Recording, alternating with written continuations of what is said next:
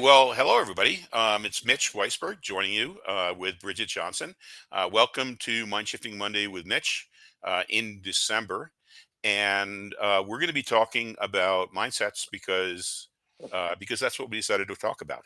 Um, but, but basically, we're talking about mindsets because for anything that you do, um, whether you're successful, whether you're not successful, whether you give up, whether you persist, it really always begins with the mindset. And I thought,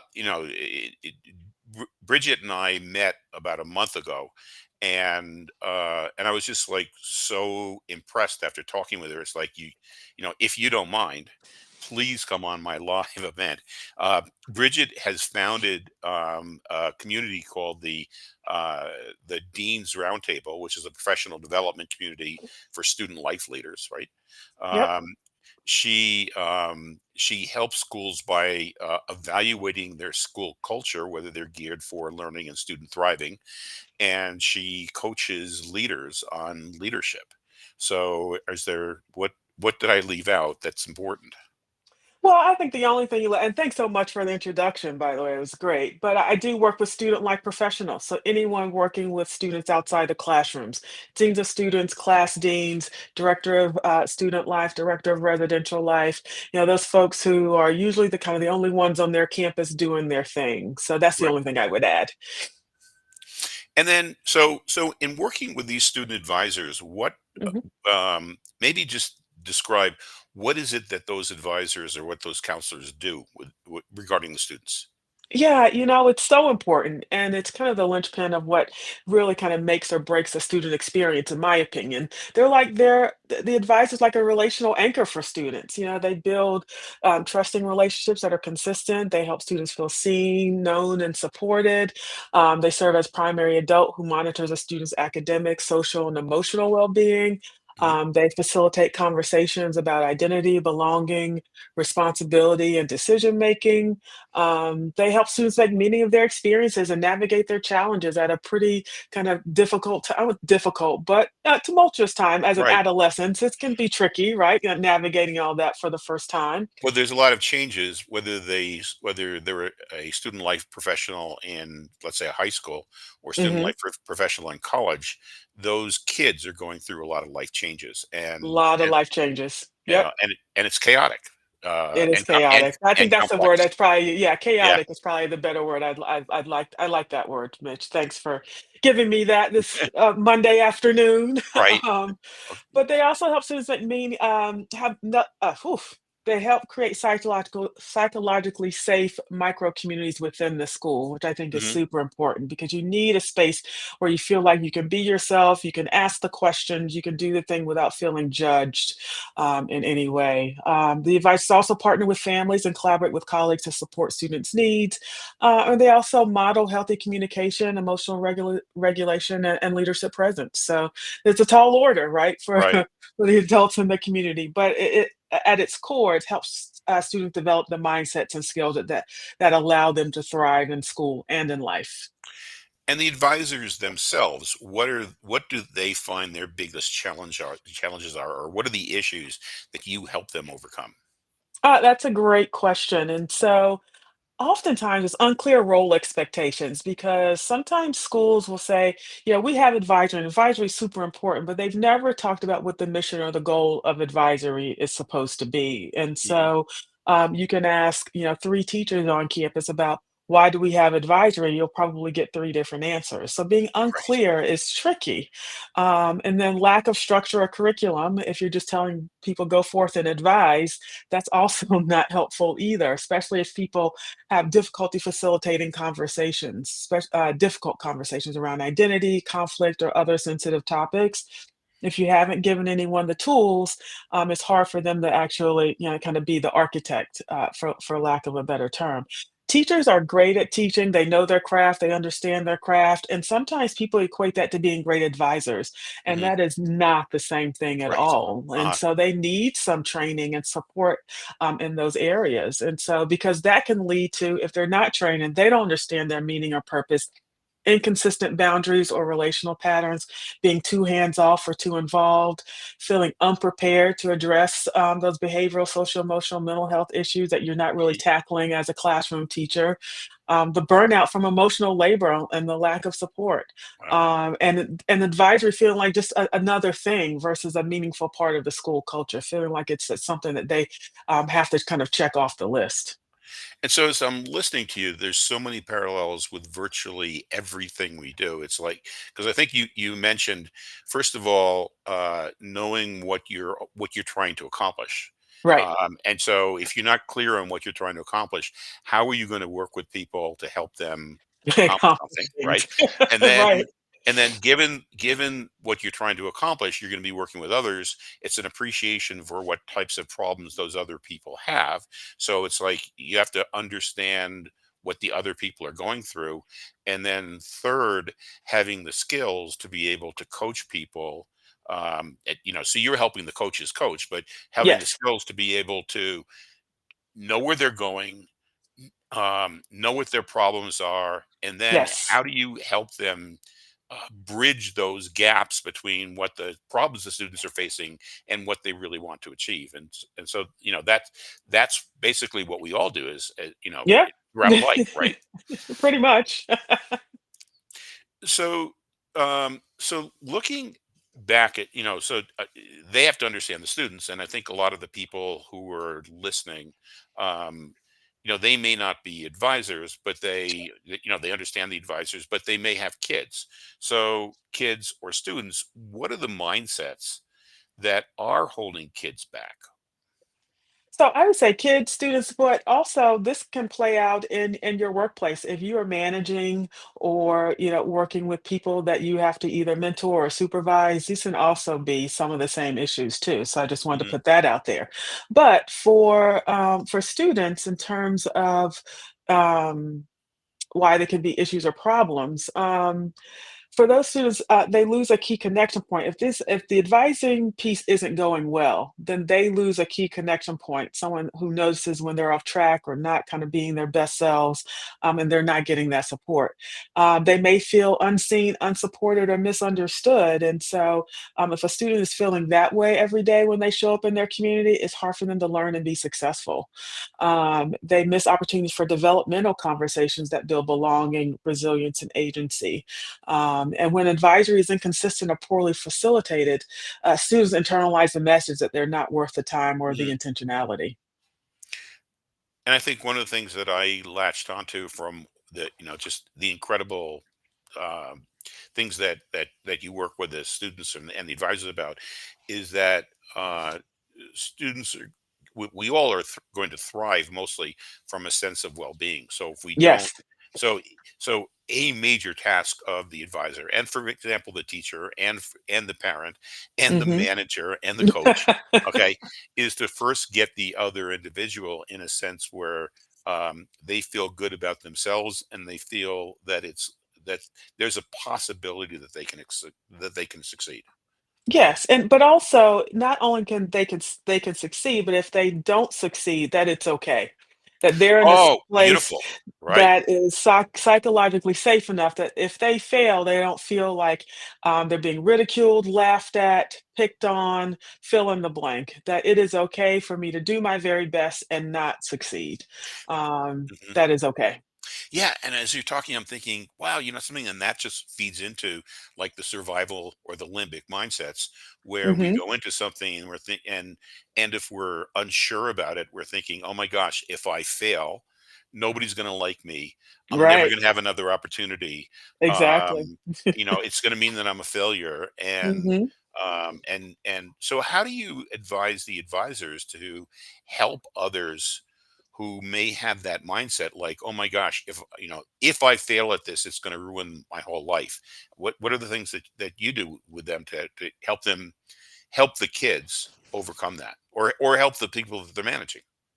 Well, we have to recognize that limiting mindsets are essentially, protective strategies developed by the survival brain. So you talked about fear of failures, like avoiding threat, or I don't want to say the wrong thing, so you want to protect your social standing, or I don't belong here. Scanning for danger in social environments, and so you really have to think about. When the survival brain is in charge, it's learning, empathy, problem solving, and connection, they all shut down. And so we've got to think about how, as advisors, we can kind of break through that and say, okay, we're going to flip these things on their ear. We're going to make sure that you are being more comfortable with yourself, understanding that this is a space where you can be fail and be okay, that we can talk about it, that there's no judgment, right? And so before you can even do that, though, there's got to be some self-awareness with the adults themselves so they understand what's going on, be able to identify that with students. So understanding their emotional patterns, recognizing their biases, noticing their physical signs of getting triggered or Mhm. activated, but also feeling grounded in their values and knowing what those are. And so if you can do all those things, then you're less likely to react from the survival brain mode, and respond from the prefrontal cortex mode, which is the seat of reasoning, empathy, and presence. So again, like what you're saying is triggering so many different things. One of the things is I'm just going to put up this QR code on on the screen. So if people want to Okay. download this, um, this is a free downloadable that when you're talking about well-being and the confidence to be able to move forward even when you start to doubt yourself and to be able to overcome your limbic brain, understanding what personal strengths are is really important to that. And so for people who are listening to us, when you're interested, if those who are interested, you can download this personal strengths inventory to both help you and also help others by helping them understand what their strengths are. And as you were talking about the survival brain and the limbic brain and how it's fear based, and how it shuts down our prefrontal cortex, that's not like a one and done, right? It's like No. um, so how do you what do you do when it crops up again? Like you may be able to defeat it once, but how do you keep on coming back from it? Well, it's a practice, right? And so you mentioned you can't, it's not a one and done. And so what you need to do is kind of to teach yourself a couple of different things. And it's kind of a list. And sometimes I run through this list for myself, trying to get out of my head and get out of the kind of the negative spiral, the negative narrative, right? You got to name the mindset first, because awareness interrupts kind of that automatic survival mode that you would go into. And Um, you got to name the mindset, is it just saying, "Oh my gosh, I'm in my survival brain or I'm in my limbic brain," or is it something else like, "Oh my gosh, this is my fear of failure." What do you mean? I think you have to be more specific. So naming the fear of failure, or the not wanting to be judged, or not feeling like that you have all the answers, like whatever that thing is, I think you need to say it out loud. Mhm. So hear yourself say it, or sometimes writing can also be helpful too. So some people like to journal, but putting it out there, as specific as you can, is super important. So you name it. Yep. Um, And so I'm just in the process of rereading a book on creativity by Mihai Csikszentmihalyi, who's Mm. passed away, but he was a psychologist from the University of Chicago. And one of the things that he said is that even after you're self-aware, that one of the things that's most effective in overcoming this limbic or this survival brain is to do something that takes some cognitive effort, but not a lot. Like, for Mm. example, meditation, where you're paying attention to your breath, or walking, or, people who are proficient in music, playing some music, or maybe even listening to some music. And that, because if we left our brains to its own devices, Oh then boy. as soon as we get afraid, we immediately focus on being afraid. But when we Yeah, we're can spiraling, start, absolutely. right, yep. But when we can start um, thinking about something that we don't have to think hard about, it allows the rest of our brain then to do its work and come up with ways around whatever the problems that we have. So, I mean, as you're listening to me blubber through what Mihai Csikszentmihalyi said a lot better than I did. What are your thoughts? Well, I also think, once you kind of name the mindset and be able to put it out there, then you identify like what are you trying to protect yourself from, right? What are you Hmm. trying to keep yourself safe from? And so being able to do that, and then you replace that judgment with curiosity, like what's happening beneath the surface.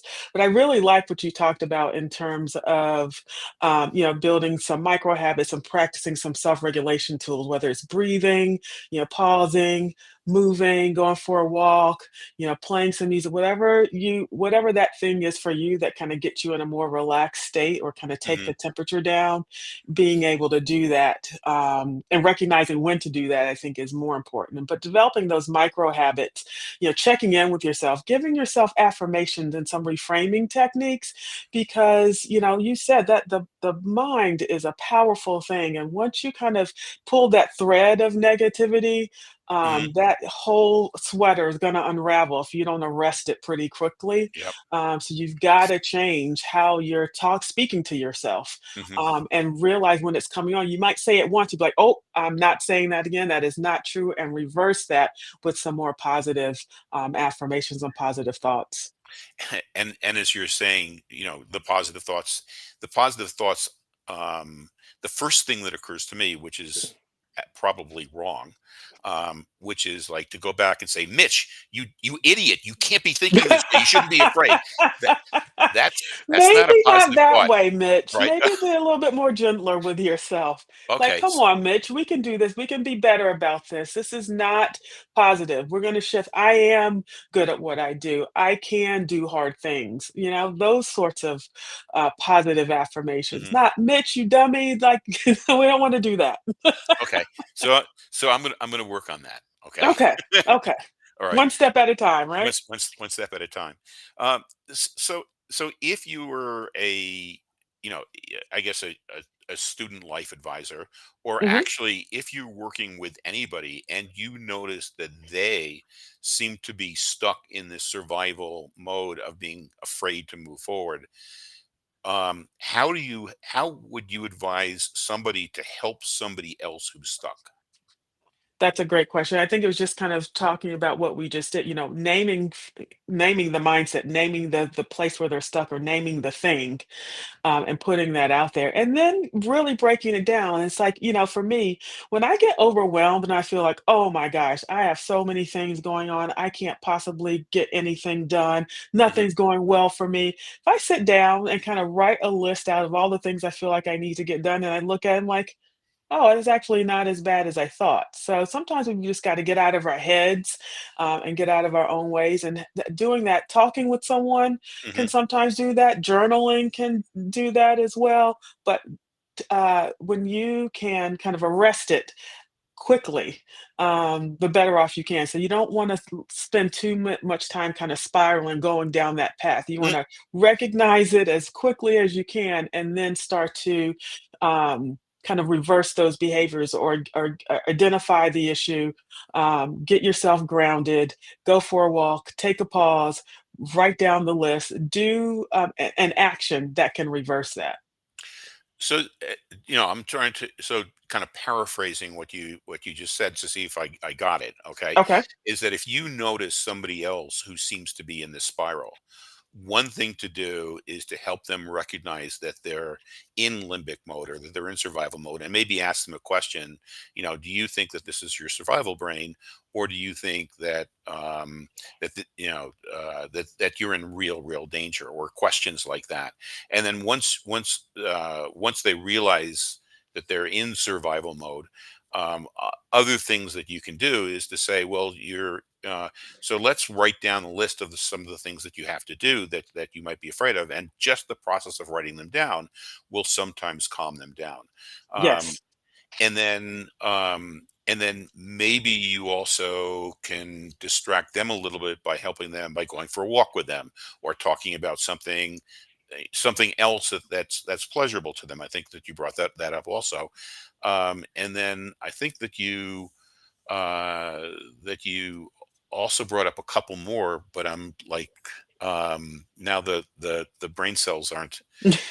I can't go back there. But I think just even those, like helping somebody say out loud what they're feeling, helping them Mhm. write down what they have to do, Yep. helping them distract by breathing, walking, talking about something else, and then and then also I think you brought up helping them visualize what they want to accomplish and go. You know Feel as if, well, how are the questions like, how are you going to feel when, despite the fact that you were a little bit afraid of it a few minutes ago, you did it anyhow and you succeeded? How do you think you're going to feel then? And getting them to really feel those emotions, and that will also help motivate them. So I think those are the tips that you had brought up, which are like, wow, those sound great to me. Well, good. I'm glad they sound great to you, and I think they're, taken in small chunks. They're doable. You don't have to Mhm. like, okay, now I've got to do the 10 things right now. Right. Doing the first two or three can really help you until you kind of get to the point where you are recognizing within yourself, oh, this is coming up. I feel like I'm Mhm. getting triggered, or I feel like I'm getting anxious, or I feel like I'm going down a negative spiral. Knowing what to do initially is half the battle.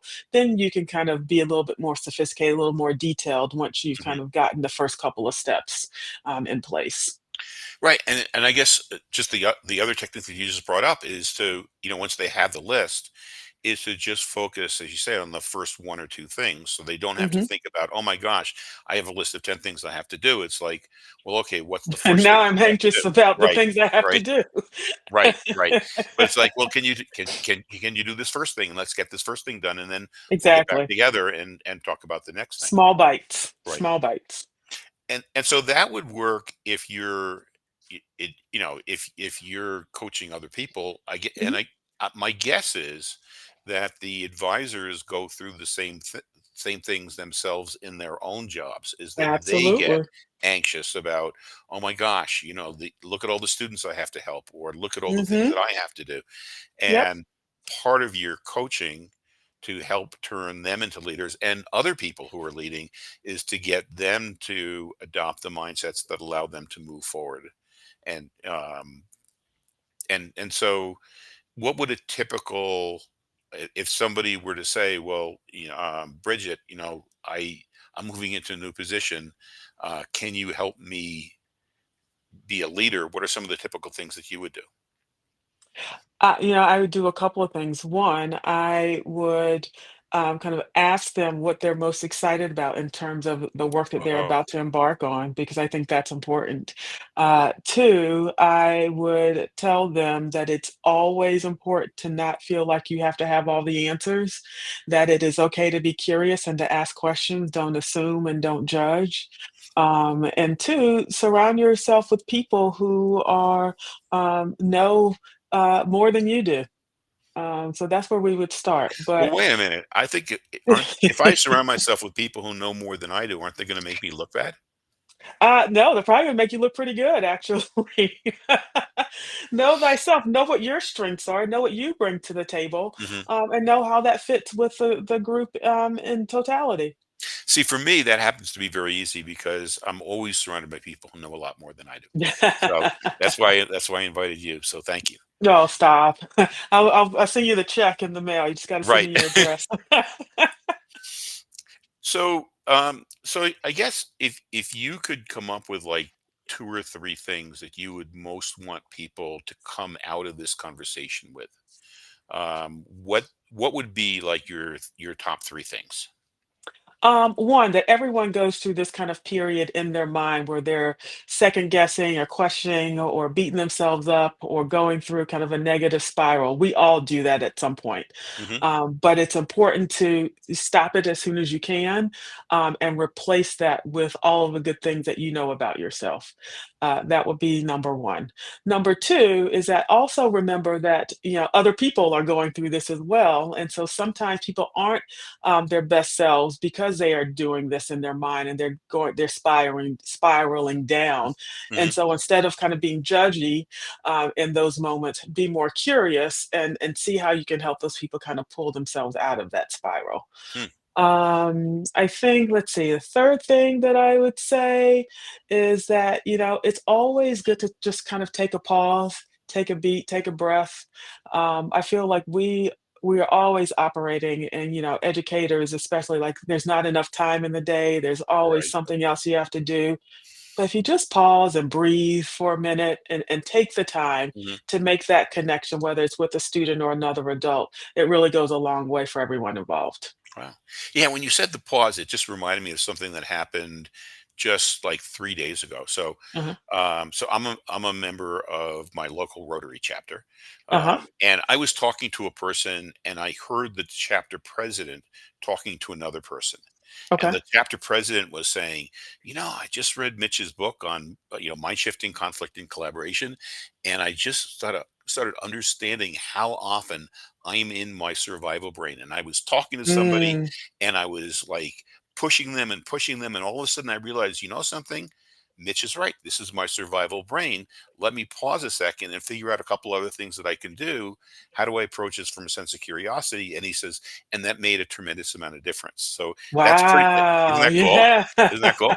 So that's That is very exactly. cool. Yeah, that's exactly the things that you were talking about also. Yeah, Um, absolutely. That's g awesome.